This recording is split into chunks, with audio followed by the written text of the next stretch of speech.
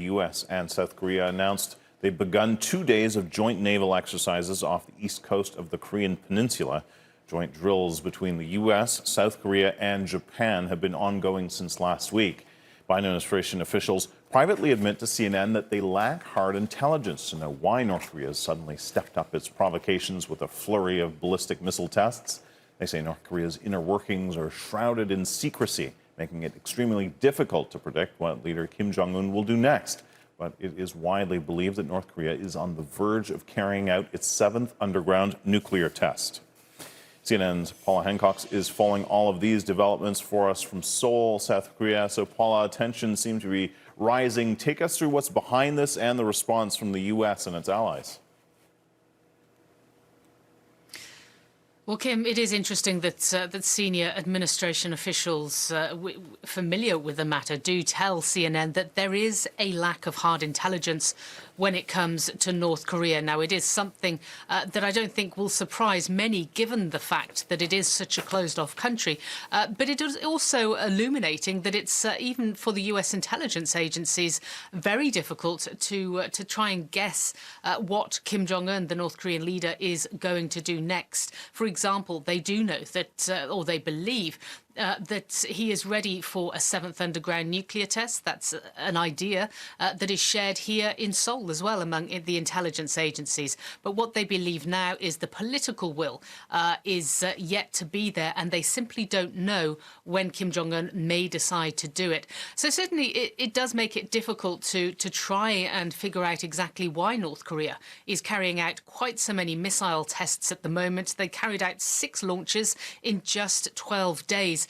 From North Korea's point of view, they have said through the foreign ministry and state-run media that they are carrying out these launches because there have been joint drills between the US and South Korea, blaming the United States for raising the tensions on the Korean peninsula.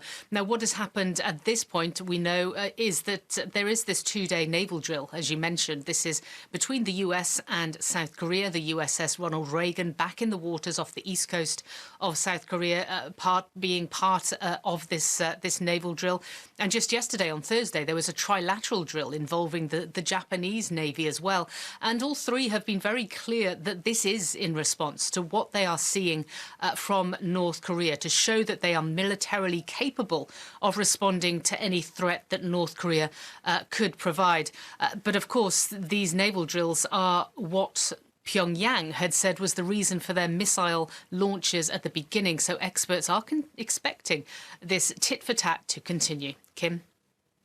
All right, Paula Hancock in Seoul, thank you very much. And a short time ago, I spoke with international relations expert Daniel Pinkston in Seoul for his take on what's happening there. Listen to this. There's been a long development plan, and at the Party Congress in January of last year, Kim announced that wish list, but they've been working on these capabilities for decades. It's something they want to acquire and have in their toolkit to push their political agenda. And now we're starting to see some pushback and international security cooperation between the US and South Korea and Japan.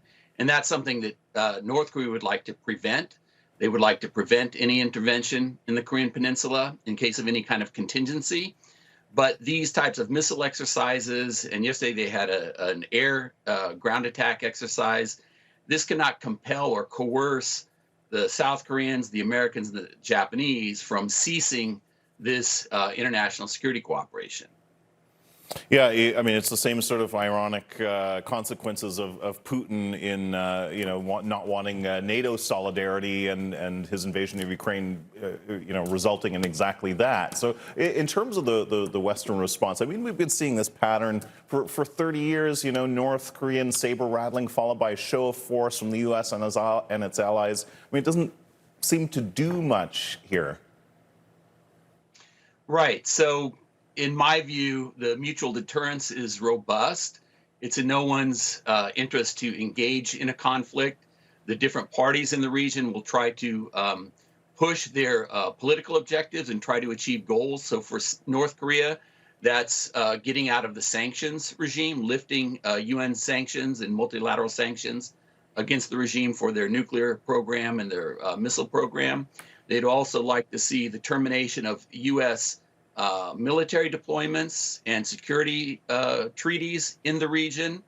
And of course, they would like to be recognized as a peer nuclear weapon state and all the benefits that they believe are accrued from that status. So those are the type of goals, ultimately resulting in some kind of Korean confederation or unification of Korea on North Korean terms. So they've had this wish list that's been very consistent for a very long time. They believe that these types of weapon systems and this power, this military capability, can help achieve those goals. But now we're seeing the balance and the blowback against their development programs, and I think that will probably continue. Fortunately, it's stable, but we could always have an accident. Yeah. Let me just jump in. I mean, President Biden has offered to negotiate without preconditions, any time, any place, as he said. Why hasn't North Korea accepted? Why has there just been basically silence? Well, I think because there's no convergence of interests or anything on the table that would lead to a mutually acceptable agreement. So the things that the U.S. would like to achieve, some kind of arms control agreement, an eventual denuclearization of North Korea, that's off the table for North Korea. Any type of status from a summit meeting or the symbolism of that was already achieved under the previous administration. So there's really nothing to talk about other than some kind of, establishment of hotlines and communication channels to avoid a kind of accident. Unfortunately, yesterday we had Yeah, let me jump in. You've written about sort of why denuclearization is just not a no-go for North Korea. Explain why that is for us. Well, we could do a whole seminar, a whole semester on that topic, but to make it very brief, the history of the North Korean regime, the Kim family regime, the Korean Workers' Party, it's part of their worldview. They believe that the only pathway to security is through material capabilities, force. That's how you rise to the top of the political system in North Korea. So exchanging military capabilities, including nuclear weapons and their delivery systems, contradicts everything they think about for the instruments to achieve their security and to survive in the international system. They look at the system as being menacing. Everyone's out to get North Korea. You might call it paranoid. Some people would call it paranoid, but that's what they believe. And to exchange that for any kind of security guarantees, some kind of collective security system, contradicts everything that they believe in. So unless there's some change in the thinking of the regime, then it's just not going to happen. Yeah. Or unless they get more pressure from their allies, China and Russia, which doesn't seem likely right now, given what we've seen recently in the UN. We'll have to leave it there. Really appreciate your insights, Daniel Pinkston in Seoul. Really appreciate it. Thanks for having me.